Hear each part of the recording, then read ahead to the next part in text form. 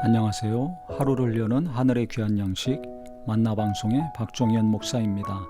5월 23번째 날 아침 성도님들과 함께 나눌 하나님의 말씀은 빌립보서 2장 14절의 말씀입니다.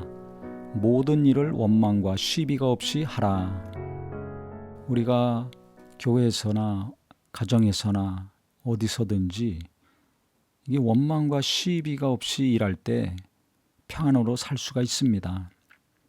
부부간에 원망하고 부모 자식 간에 또 상처를 주고받고 교회에서도 무슨 일을 할 때마다 서로 간에 마음이 상하든지 또 뜻이 부딪혀서 원망을 하고 불평을 하고 또 잘못해가지고 시시비비를 따지고 할 때 대단히 고통스럽습니다. 그렇기 때문에 무슨 일을 하든지 어디 있든지 간에 원망받지 않고 시시비비를 따지는 일이 없이 해야 될 텐데요. 이러려면 어떻게 될까요? 지금까지 우리가 말씀을 보고 들은 것처럼 예수님의 마음을 가져야 됩니다. 자꾸 나를 비우고 나를 낮추고 상대방을 존중하고 경청의 자세로 그 이야기를 잘 듣고 또 내가 인도함 받은 거, 내 뜻과 내 욕심이 아니라 하나님이 주시는 마음의 소원, 성령님이 주시는 것을 정직하고 진실하게 이야기하고 이해시키면 한마음 한뜻이 되죠. 서로 자기가 생각한 대로 일을 하려고 할 때 부딪힙니다. 남을 존중하지 않고 내가 그 사람보다 더 낫다고 생각할 때 부딪힙니다. 또 바르지 않고 상황에 맞지 않는 일, 잘못된 일이라고 생각할 때 반대에 부딪힐 수밖에 없습니다.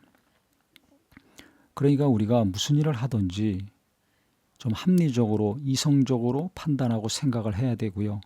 그 다음에 성령님의 인도하심을 잘 받아서 이야기를 하고 마음을 모으는 일을 해야 됩니다.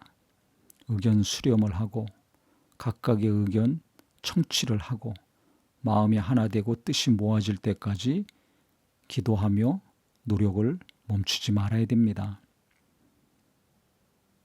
너무 갈등이 심하다면 서로 타협을 해야 되겠죠. 서로 조금씩 양보해야 합의가 이루어지는 것입니다. 하나도 내가 양보하지 않고 어떻게 같이 일할 수 있겠습니까?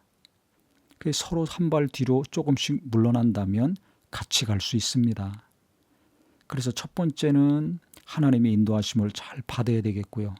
그 다음엔 그것을 내가 하나님의 인도함 받았다고 하면서 이야기하고 밀어붙이려고 할 것이 아니라 서로 나누고 합리적으로, 상식적으로, 이성적으로 우리가 합의가 된 상태에서 나간다면 많은 사람들에게 지지를 받고 큰 기쁨을 줄 수 있는 일이 될 수 있을 것입니다. 저도 목사기 때문에 제가 가장 교회 일에 대해서 고민이 많고 기도하고 연구하고 합니다.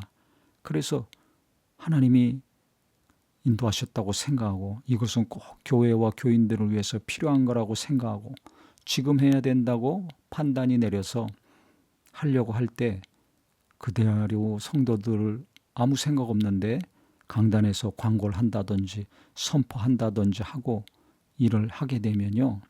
아무리 좋은 일이라도 일이 제대로 안 됩니다. 목사님이 왜 저러지?